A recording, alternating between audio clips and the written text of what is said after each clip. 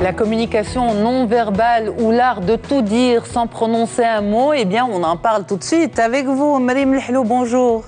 Bonjour Yasmine. C'est un plaisir de vous retrouver. Merci beaucoup, c'est un plaisir pour moi. Alors, je rappelle, vous êtes business coach et consultante management à Compétences Plus. Et avec nous aussi, Mounir Barada, bonjour. Bonjour. Merci beaucoup d'être là. Avec très grand plaisir. Vous êtes praticien Reiki. Praticien Reiki. Voilà, on va en savoir un peu plus dans un petit moment. En tout cas, moi, j'ai beaucoup d'appréhension un petit peu par rapport à cette émission parce que j'ai l'impression que je vais être analysée, décryptée par rapport à mes gestes, surtout mes mots non, puisqu'on parle aujourd'hui de communication non verbale. Donc, est-ce que je peux croiser mes doigts? Est-ce que je peux poser ma main sous mon menton? Qu'est-ce que ça veut dire? Je vous poserai toutes ces questions dans un petit moment. Mais pour commencer, quand on parle de communication non verbale, Madame Lhelou, qu'est-ce que c'est exactement au sens large? Est-ce que c'est simplement le langage du corps? Alors en fait, la communication non verbale, comme son nom l'indique, c'est une communication qui ne dépend pas du langage. On a les mots qui représentent 7% de l'impact de notre communication et on a le corps. Alors le corps, vous remarquez bien que je suis assise droite, que ma gestuelle peut être ample, peut être fermée, que je vous regarde droit dans les yeux, que je vous souris éventuellement. Et ça représente 93% de l'impact de la communication. Avec la voix aussi, qui peut changer de volume, qui peut ralentir, qui peut également changer d'intonation. Alors, il y a un superbe graphique qui montre aussi que 55% de l'impact de la communication dépend de la physiologie, 38% dépend de la voix. On verra comment s'entraîner justement sur ces 93% de la communication qui peuvent vraiment changer le cours d'une conversation ou influencer mieux nos interlocuteurs. Alors, en préparant cette émission, j'ai eu en tête la fameuse émission Le Mentaliste, justement, qui décryptait beaucoup de choses à travers la communication non verbale, des enquêtes policières carrément à travers la communication non verbale. Est-ce que c'est fiable? Est-ce que c'est ça? Est-ce qu'on peut tous devenir des mentalistes? Alors en fait, le mentaliste, il y a quelque chose qui est énergétique, qui est supplémentaire à tout simplement décrypter. Il y a des disciplines qui s'appellent la synergologie, qui est l'art d'étudier les gestes, les micro-gestes. Ils ont répertorié quelque chose comme des milliers de gestes. Aujourd'hui, en PNL, on peut également calibrer, c'est-à-dire mesurer l'évolution par rapport à un cadre de référence, l'évolution de la communication non verbale de nos interlocuteurs, pour dire par exemple qu'ils regardent en haut, qu'ils regardent en bas, qu'ils regardent à droite, qu'ils regardent à gauche. Ça veut dire ça. Et que tout simplement, ça indique l'état émotionnel ou cognitif dans lequel ils se trouvent. Alors évidemment, il ne s'agit pas de généraliser parce qu'il faut faire très attention. On ne doit pas s'amuser à dire tu as regardé en haut, en bas, ça veut dire ça, tout simplement parce que les gens en face de nous peuvent aussi s'amuser à nous mener en bateau. Donc il faudrait faire très attention à surtout bien connaître la personne au départ pour connaître son cadre de référence, qui est un cadre de normes en fait, comment est la personne à l'état naturel, pour ensuite essayer de voir quel est l'écart dans certaines situations, sous stress, dans un état de joie, dans un état de colère. Ça permet de prendre le contrôle un peu plus. Alors en fait... Rapidement, comme ça, on mesure aussi l'énergie, parce que quand on parle d'énergie peut-être ou d'aura, je vous pose la question Moniel, mais justement, c'est pour plus prendre le contrôle, Maryam? Alors, il ne s'agit pas de prendre le contrôle de son corps. En fait, je vous dirais même qu'il est impossible de prendre le contrôle de son corps. Il s'agira de mieux le gérer, de mieux savoir et surtout d'inviter les spectateurs qui regardent l'émission ce matin de se dire ma communication non verbale est beaucoup plus puissante que les mots que je dois utiliser. Les mots ne représentent que le fond. Ma communication non verbale est la forme. Et aujourd'hui, pour vraiment impacter positivement mes interlocuteurs, je dois faire très attention à la forme de mon discours. Parfait, ça résume bien, ça introduit bien notre sujet. Justement, on va développer ça au fur et à mesure. Alors, Mounir Barada, vous êtes praticien Reiki. Praticien Reiki. Avant d'entrer dans le vif du sujet, est-ce que vous pouvez nous expliquer en fait votre pratique? Qu'est-ce que c'est exactement? Le Reiki, c'est une forme de thérapie énergétique qui sert à rééquilibrer et à réharmoniser les énergies dans le corps. nous avons, pour ceux qui les connaissent, les chakras, qui en fait, ce sont les 7 points principaux, j'insiste sur principaux, les 7 points principaux d'énergie qu'on a dans le corps, qui vont nous faire fluidifier notre énergie dans le corps. Et je veux rebondir un petit peu sur la partie énergétique dont on vient de parler. Nous avons le langage corporel. Quand on dit corporel, on ne voit que le corps. Mais en fait, nous avons aussi l'aura. L'aura est constituée pour ceux qui les connaissent, de corps énergétiques qui sont superposés les uns sur les autres. Et nous avons 7, et c'est l'ensemble de ces 7 corps énergétiques qui constituent l'aura aujourd'hui. C'est pour ça que vous participez avec nous aujourd'hui à l'émission. Quand on parle de communication non verbale, on parle aussi de charisme, d'aura, de présence. Alors, charisme, dans le monde professionnel, on a des gens, en arabe c'est le hiba pour nos téléspectateurs, pour bien comprendre l'aura, c'est le hiba. Quelqu'un qui a un aura énorme, un aura enveloppant, un aura bienveillant. Ou alors, à l'inverse, nous avons des gens qui sont ce qu'on appelle des énergivores, des vampires d'énergie, où typiquement, on peut prendre l'exemple dans une réunion, dans le monde professionnel, les gens sont assis. Supposons que je suis assis dans une réunion, la porte est dans mon dos. La réunion est fluide, les choses se passent bien, tout est harmonieux. Rentre une personne sans la voir, sans parler, les gens se crispent, les propos deviennent tendus. À partir de là, tout est dérangé par cette aura négative et surtout énergivore qu'amène cette personne. Encore une fois, sans parler. Donc, et ça, c'est de la communication non verbale. Communication complètement non verbale qui est dégagée par l'émotion ou les émotions exprimées par cette personne sans parler. Alors, forcément, je vous pose la question, ça vient d'où, cette énergie ? Alors, ça vient des corps énergétiques que nous avons, pour ne pas... si on fait le parallèle avec les maladies, par exemple, la médecine traditionnelle chinoise dit que quand un organe est malade, la maladie a déjà commencé depuis bien longtemps dans le corps énergétique, dans les corps énergétiques, dans l'aura, et atteint le corps physique à un moment donné. Et une fois qu'elle a atteint le corps physique, l'énergie est bloquée dans cet organe malade. Le blocage d'énergie se fait depuis très longtemps, avant la déclaration de la maladie. Donc, quand on fait un traitement énergétique, nous pouvons fluidifier l'énergie dans cet organe, donc éviter la maladie, et au même titre, régler, entre guillemets, nos émotions négatives donc, si je comprends en se bien, nettoyant. Voilà. Cette personne qui rentre dans cette salle de réunion, qui arrive avec une énergie, on va dire, négative, qui est ressentie, parce que c'est tout simplement des sensations. Ce n'est pas palpable, on ne voit pas, c'est tout simplement des sensations. On se sent mal à l'aise. Sans le contact visuel. Sans le contact visuel également, absolument. On est dérangé, on sent qu'il y a quelque chose. On parle aussi de tension, parfois.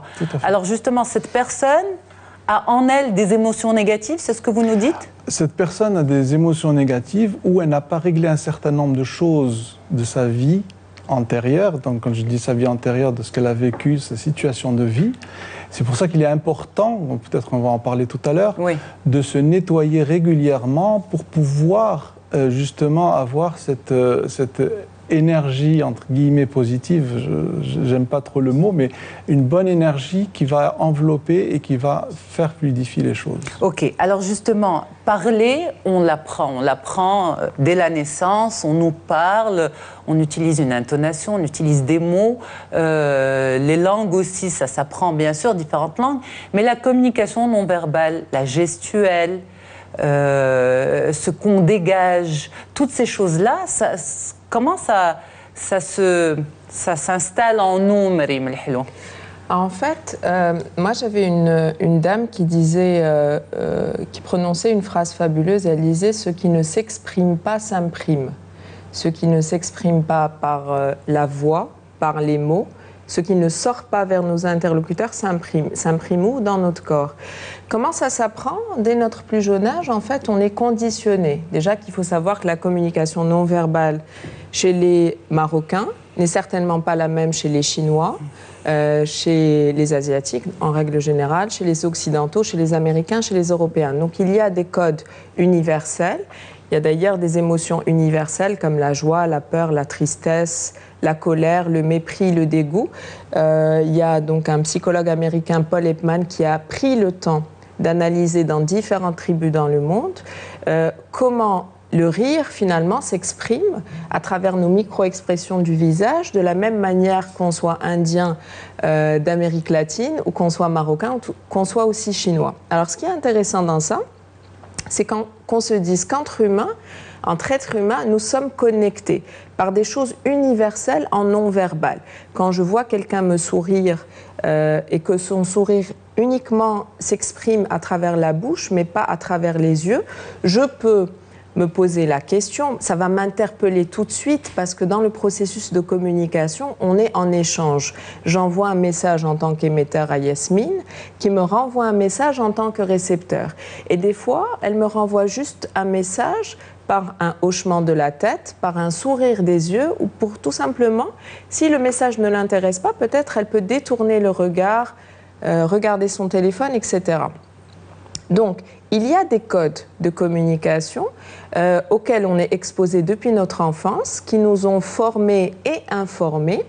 Et ce que je dis très souvent, c'est que les enfants sont des magnifiques décodeurs de communication non verbale, tout simplement parce qu'ils n'ont pas encore été trop déprogrammés, à savoir qu'ils ont une intuition, ils ont une âme, ils ont quelque chose qui est parfaitement ouvert et alerte sur le monde.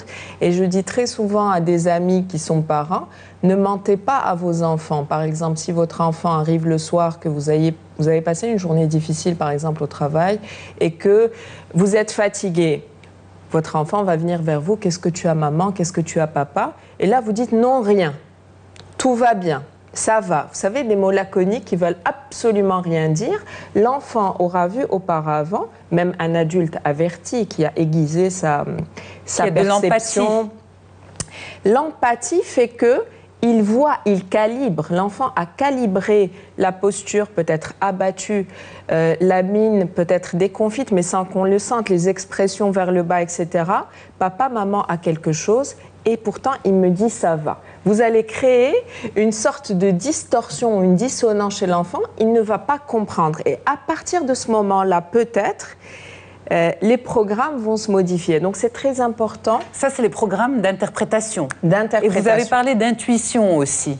Exactement, parce que les enfants, quand je dis qu'ils sont des fabuleux décodeurs du non-verbal, ça veut dire qu'ils n'ont pas encore eu les couches qui peuvent alterner leur perception. Donc, c'est du ressenti. C'est du ressenti. Mais ça, c'est pour l'interprétation. Donc, vous êtes en face de moi, vous m'envoyez un signal, je le perçois. Par empathie, par intuition, je vous renvoie un autre signal. Tout à fait. OK. Mais juste, Yasmine, je rajoute quelque chose. Les enfants sont à la recherche de la cohérence, comme les adultes sont à la recherche de la cohérence. En fait, le non-verbal, là où il devient intéressant, si votre non-verbal est complètement incohérent avec ce que vous dites, les gens en face vont avoir du mal à vous suivre.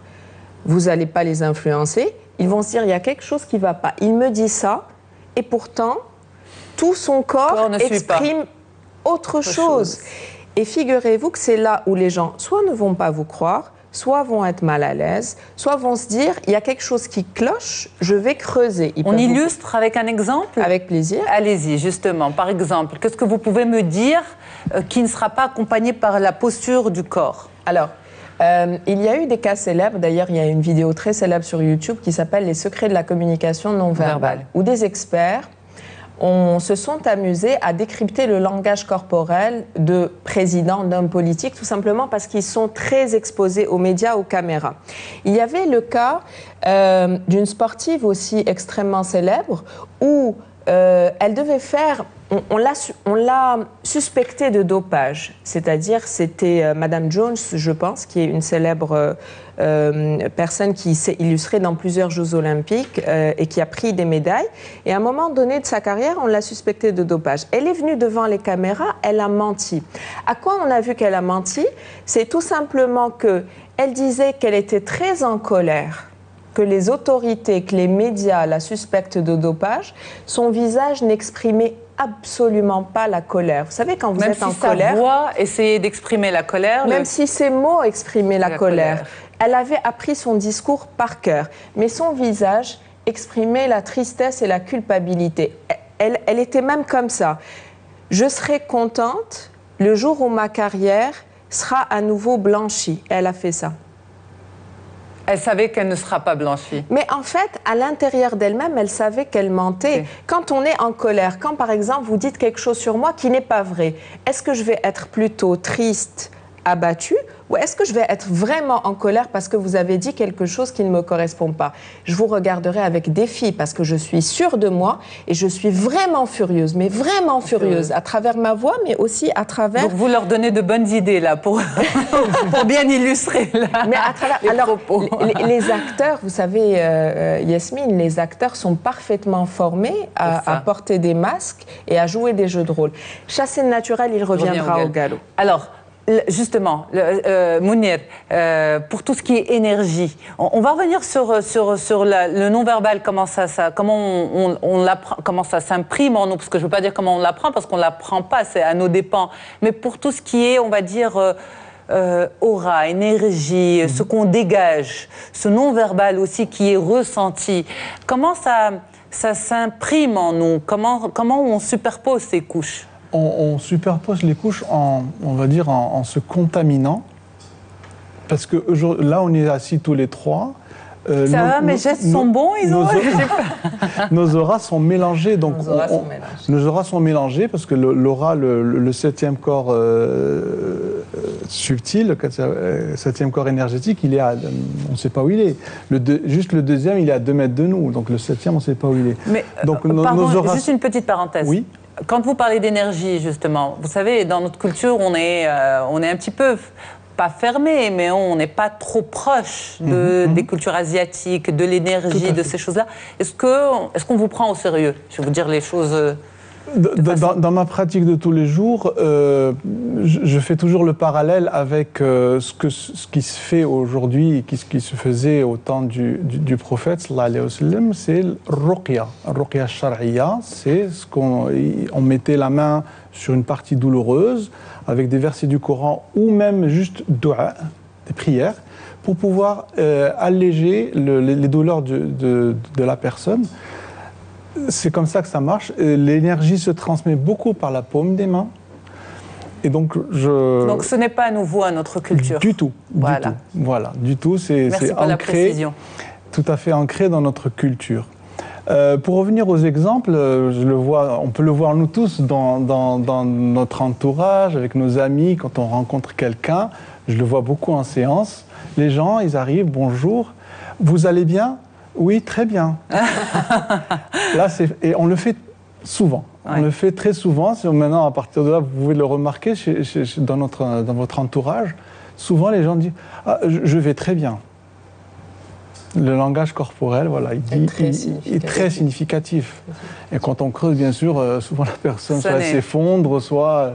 Et quand je fais remarquer ça en séance, vous avez dit non de la tête, oui, parce que, etc. Et l'effondrement commence, parce que c'est là où la personne a besoin d'aide. D'aide, absolument. Voilà. Donc cette histoire d'énergie, en fait, on va dire, c'est pas une énergie fixe, stable, mais on a souvent des personnes qui, quand on est avec certaines personnes, on est toujours à l'aise.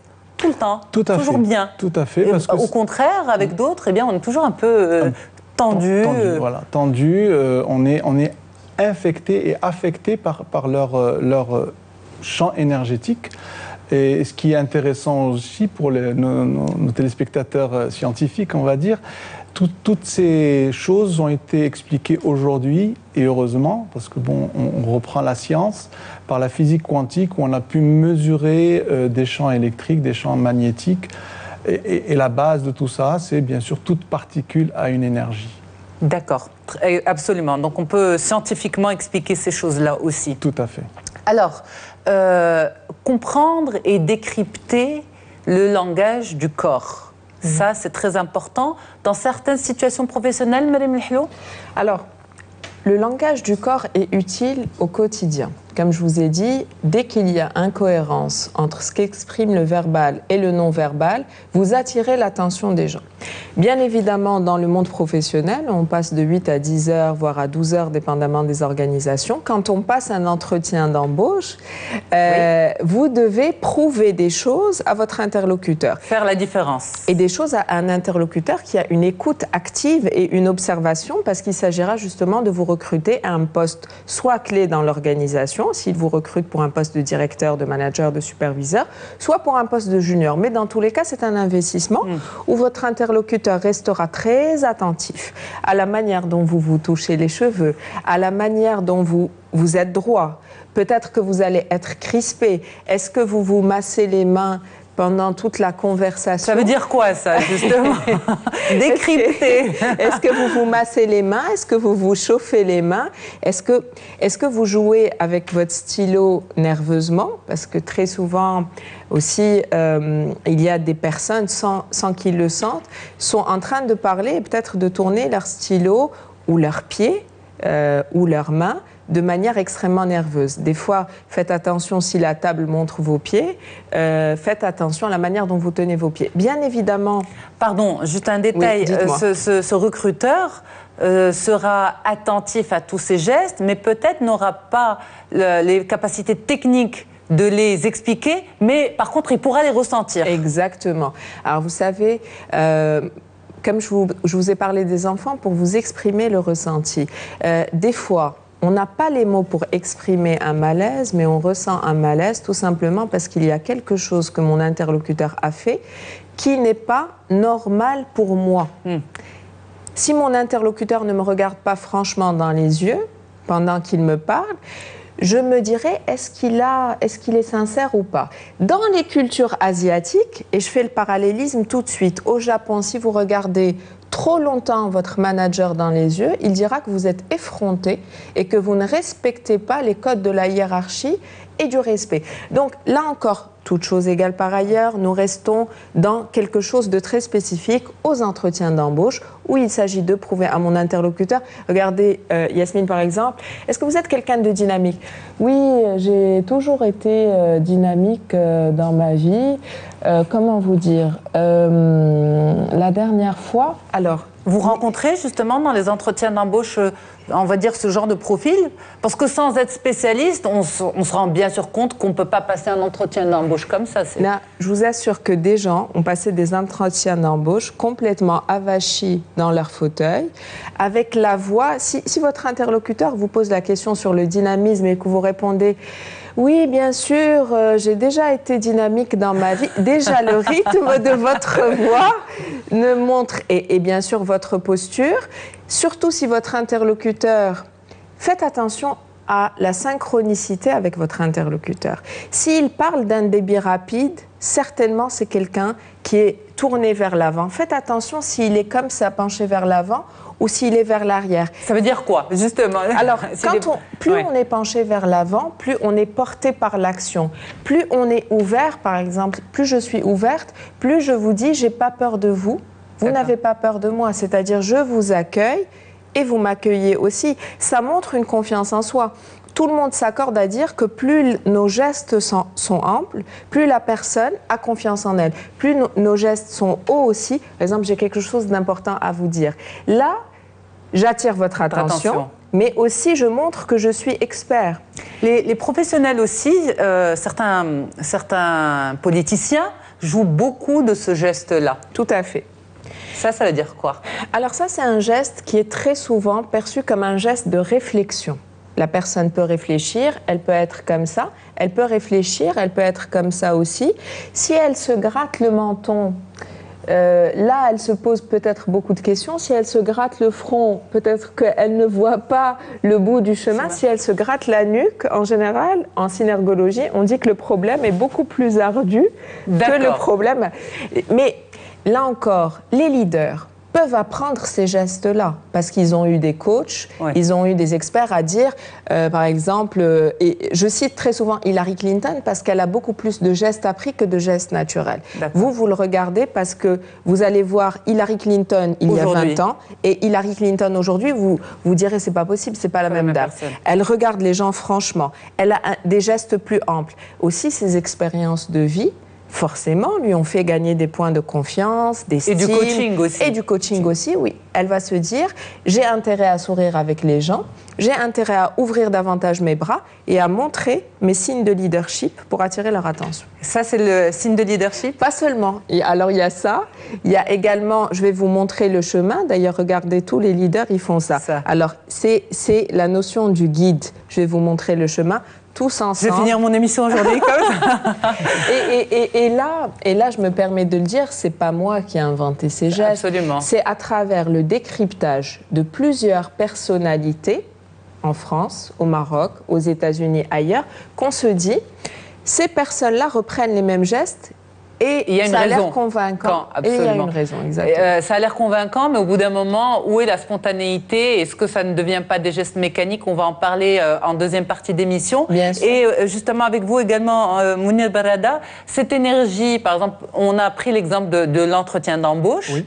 Est-ce qu'on peut jouer? Est-ce qu'on peut mentir? Pendant l'entretien, franchement, non. Par l'énergie. Pendant l'entretien, franchement, non. À moins de faire des exercices de respiration pour bien se recentrer, bien envoyer l'énergie vers la terre et vers le ciel. Donc ce flux d'énergie va être zénifiant, si je peux utiliser ce terme. Mais le travail se fait bien avant pour bien se nettoyer énergétiquement de tous ces blocages où il y a certaines personnes qui n'aiment pas parler de blocage parce que c'est un terme qui bloque. Mais en fait, on parle de blocage énergétique pour justement avoir l'opportunité de le libérer et d'être zénifié. On peut faire le travail soi-même? Parce que justement, avant un entretien d'embauche, surtout pour les juniors, c'est beaucoup de stress, beaucoup d'angoisse. La recherche du premier travail, c'est aussi extrêmement difficile. Bien sûr, il y a des techniques très simples de respiration. On peut le faire aussi, les enfants le font beaucoup, même nous, adultes, on peut le faire. Par exemple, quand on a mal à la tête, qu'est-ce qu'on fait? Ah, j'ai mal à la tête. On serre? Et non, on ne serre pas. On serre pas, moi je serre. On met juste la main, un petit moment, et vraiment... c'est ce qu'il faut faire, c'est le bon geste à avoir pour pouvoir transmettre sa propre énergie, pour pouvoir enlever la douleur. Donc souvent on dit « j'ai peur » et on met la main sur le chakra du cœur qui représente la peur. Donc en fait, il faut prendre conscience que, par exemple, pour l'entretien d'embauche, le diplôme c'est bien, la formation c'est bien, mais il n'y a pas que ça. Il faut, pour se vendre, comme on dit, il faut d'abord prendre soin de son énergie. S'aligner, être aligné avec ce chakra. Avec ces chakras. Et surtout aussi, faire attention à sa gestuelle, à sa voix, à toutes ces choses-là. En fait, c'est pas du tout évident pour les juniors, surtout quand ils sont en recherche d'emploi, premier travail, le stress, toutes ces choses-là. En fait, c'est un peu une question de gestion de stress, pratiquement. En principe, oui, c'est une gestion de stress à travers ce qu'on peut faire nous-mêmes en respiration et en ancrage. Donc j'insiste sur le mot ancrage pour pouvoir vraiment être ancré et exprimer ce qu'on doit exprimer. Donc, deux profils complémentaires pour cette thématique de la communication non verbale. Marim Lihlo, business coach et consultant management à compétences plus. Et Mounir Barada, praticien Reiki. Pourquoi ? Parce que la communication non verbale, c'est aussi de l'énergie que l'on dégage. On reste ensemble, on marque une courte pause et on revient pour la deuxième partie. Bien sûr qu'on va parler aussi santé, on va parler des FIV, des fécondations in vitro. Reste avec nous sur Média TV pour la suite. Maryam, je fais ça? Je peux me permettre ou ça n'a pas de sens? Restez avec nous, on revient pour plus de détails. On espère vraiment que vous passez d'agréables moments en notre compagnie. Le décryptage de ce langage plus puissant que les mots, 93% de nos messages passe par la communication non verbale. On continue cette belle discussion avec vous, Maryam Lihlo et Mounir Barada. Justement, l'énergie joue un rôle très très important dans cette communication non verbale. Dégager du positif, est-ce que c'est donné à tout le monde? Est-ce qu'on peut faire ce travail? On peut le faire, j'insiste sur la partie nettoyage. On se nettoie, il faut l'imaginer comme un travail à chaque séance, à chaque chose qu'on peut faire, pas forcément une séance de respiration tout seul, ça peut servir aussi. C'est des couches qu'on enlève. Il y a beaucoup de couches toute notre vie. Et cette énergie qui peut être acquise et rééquilibrée et en phase et alignée avec l'énergie universelle et l'énergie tellurienne de la Terre, pour pouvoir, j'insiste sur le mot ancrage aussi, tout ça, ça peut effectivement nous mettre dans une énergie positive, accueillante, bienveillante. Parfait. Mais justement, des personnes qui disent écoutez, moi, on me reproche souvent de pas être agréable alors que je fais de mon mieux. Je n'ai pas l'impression d'être désagréable avec les gens. Je n'ai pas l'impression de mal parler. Je n'ai pas l'impression de stresser les autres. Est-ce que c'est aussi une question d'énergie? Souvent, ces gens-là ont on va dire une défaillance ou un blocage d'énergie, je reprends le mot blocage, au niveau du chakra qui est sur le diaphragme, le chakra qui s'appelle le plexus solaire, pour ceux qui le connaissent, qui justement gère la relation avec l'autre, la relation avec les autres et la confiance en soi. Donc c'est effectivement un blocage d'énergie à un chakra donné. Il y a des gens, par exemple, qui n'arrivent pas à parler en public, ou à parler, ou à exprimer des choses à des gens. Juste exprimer. Tu m'as mise en colère. Je suis pas bien parce qu'on ne peut pas exprimer. Et bien le chakra de la gorge est bloqué.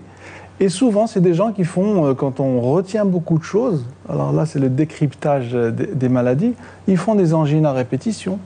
Souvent, mal à la gorge. Et quand je creuse avec ces personnes-là, oui, effectivement, j'ai quelque chose que je n'ai pas encore dit, très importante à mon père, à mon frère, etc. Donc, c'est des choses non exprimées qui s'emmagasinent énergétiquement. Il y a de la psychothérapie aussi dans ce que vous faites? La psycho-énergétique, effectivement. Psycho-énergétique, absolument. Alors, je reviens à vous, Mariam Lehlou, justement, vous nous avez donné pas mal de... Ça veut dire quoi, ça veut dire que j'attends ce qui va venir par la suite. J'attends votre question. Alors, vous nous avez justement expliqué pas mal de gestes. Et la spontanéité dans tout ça, est-ce qu'on peut se permettre d'être spontané? Est-ce qu'il n'y a pas un risque de formatage? Alors, la spontanéité, ça s'apprend. De toute manière, quand on est dans la communication non verbale, on est forcément spontané. Je défie quiconque qui peut dire qu'il prépare à 100% sa communication non verbale, ça n'existe pas. Exemple, j'ai choisi un vestimentaire particulier aujourd'hui. J'ai choisi du noir et du mauve. Ça, je peux faire de ça un choix conscient. C'est-à-dire dire que mon interlocuteur, par exemple, j'ai lu dans des livres que le bleu pouvait rassurer les personnes, que le bleu était un signal de confiance, de rigueur, etc. Que le mauve et le noir signaler autre chose. Donc, une assurance. Une assurance ou autre chose. Ça peut être aussi un choix créatif de ma part pour poser un positionnement. Le rouge et le noir? Le rouge et le noir est très beau. Alors après, alors le rouge est une couleur de la passion, c'est une couleur de la vitesse. Regardez Ferrari, à quoi elle est associée? Elle est associée au rouge. C'est une couleur de la rapidité, de l'efficacité. C'est également une couleur du pouvoir. Puisqu'il y a les codes rouges. C'était pas calculé, c'était pas prémédité. Et c'est une couleur royale aussi. La couleur de la passion pour le métier. Exactement. C'est une couleur royale. Et puis il y a le rouge et le noir de Stendhal aussi. Donc c'est une couleur extrêmement connotée. Dans nos choix vestimentaires, on peut être conscient. C'est-à-dire, et forcément, quand je me présente à un entretien, à une réunion ou à l'émission, je saurai que ma communication non verbale passera beaucoup par le corps, par les expressions de mon visage, mais aussi par des choses que je porte et par des accessoires que je porte aussi. Parce que je maîtrise aussi, parce que l'information maintenant existe justement. Tout à fait. La puissance des couleurs, la puissance des matières aussi, l'info est là. Tout à fait. Et pourquoi je vous dis ça? Parce que vous aurez une grande part de responsabilité dans le non-verbal que vous allez dégager. Et il y aura toujours, je dis bien toujours, malgré de l'entraînement. Parce que là aussi, en tant que coach et consultant, on est là pour entraîner les gens à être une meilleure version d'eux-mêmes, selon les objectifs qui se sont fixés, parce que ça aussi c'est important. Nous sommes dans un monde professionnel, nous sommes dans un monde personnel, on a le droit d'avoir un style naturel, oui. Mais en situation de performance ou en situation d'évaluation, on a le droit aussi de montrer le meilleur de nous-mêmes et de choisir les choses qui vont nous valoriser davantage. Donc ça d'une part. Néanmoins, si on ne travaille pas à l'intérieur la psychologie, les émotions et le mental des personnes qu'on accompagne, il risque d'y avoir des gestes qui les trahissent. Exemple, une poignée de main moite, une poignée de main molle, une poignée de main où je ne regarde même pas la personne en face parce que quelqu'un ne m'aura pas briefé sur l'importance de se poser quelques secondes quand je salue la personne en face de moi. Donc ça prend, mais si jamais je suis stressé, nerveux, la tête ailleurs et pleinement présent dans ce que je fais, mon non-verbal peut traduire un manque d'intérêt pour la personne, un manque d'éducation aussi, parce que j'aurais pas suffisamment bien géré mon stress, mes émotions avant, perturbé par quelque chose, fait que mon non-verbal va jouer contre moi. Tout à fait. Alors, ce que vous dites, Maryam, on le comprend parfaitement et on se dit, oui, il y a de l'apprentissage. Comme vous dites, on a le droit d'être une meilleure version de soi-même. Mais en termes d'énergie, j'ai l'impression que ça, c'est plus de l'ordre de l'inné. On a beau nettoyer, mais il y a des gens qui sont, on va dire, sincèrement bons, sincèrement généreux, sincèrement avec une énergie extrêmement positive. Et d'autres personnes, eh bien, elles sont ce qu'elles sont. Je veux juste rebondir sur une meilleure version de soi-même. On peut l'être avec le Reiki. On peut le nettoyer pour le devenir. Tout à fait. Par exemple, quand on prend une orange et qu'on la presse, qu'est-ce qu'on a? Forcément, on a un jus d'orange, parce que on a pressé une orange. Quand on presse une personne, quand on la met sous stress, soit elle s'énerve, soit elle est très... C'est ce qui est à l'intérieur qui va ressortir. C'est ça la partie de nettoyage qu'on doit faire pour pouvoir donner une meilleure version de nous-mêmes, pour quand on est sous stress, sous pression, soit un entretien d'embauche, dans une réunion professionnelle ou dans une négociation commerciale où il y a un enjeu énorme. De toute façon, il y a une pression, et cette pression va faire sortir de nous, malgré la préparation, comme m'a dit Madame Ayouch, de L'hlo. Madame L'hlo. La meilleure version de nous-mêmes, c'est ce qu'on va offrir. Absolument. Mais justement, la technique de négociation, ça aussi, c'est extrêmement important. Ça serait bien même qu'on consacre une émission entièrement à cette surpuissance aussi. Quand on étudie ça, on apprend surtout la négociation, c'est-à-dire la technique. Mais on apprend rarement la gestuelle. On apprend vraiment comment pousser l'autre personne, comment faire marche arrière, comment savoir qu'elle revient, comment la mettre sous pression. Donc en fait, on a beau essayer d'apprendre au maximum à maîtriser cette communication non verbale, elle prendra toujours le dessus parce que nous ne sommes que des humains. Tout à fait. C'est bien ça. Nous sommes que des humains. Notre silence, nos gestes, notre regard, notre sourire, notre respiration, notre coloration de peau, la manière dont on se tient, tout ça fait partie de la communication non verbale. On a vraiment intérêt à prendre soin de soi, à surveiller notre hygiène de vie émotionnelle, mais aussi alimentaire, mais aussi notre hygiène de sommeil, pour pouvoir harmoniser au maximum tous ces éléments pour être aussi impactants et aussi sincères que possible. Parce que là encore, n'oubliez pas d'être sincère. Si vous ne l'êtes pas, ça se voit. Ça se verra tout de suite. Mounir Baradal, le mot de la fin pour vous? Je rebondis sur harmoniser, aussi harmoniser les énergies de tout notre corps pour pouvoir, de tous nos corps, au pluriel, les corps physiques et énergétiques, pour pouvoir vraiment donner une meilleure version de nous-mêmes, pour pouvoir aller de l'avant.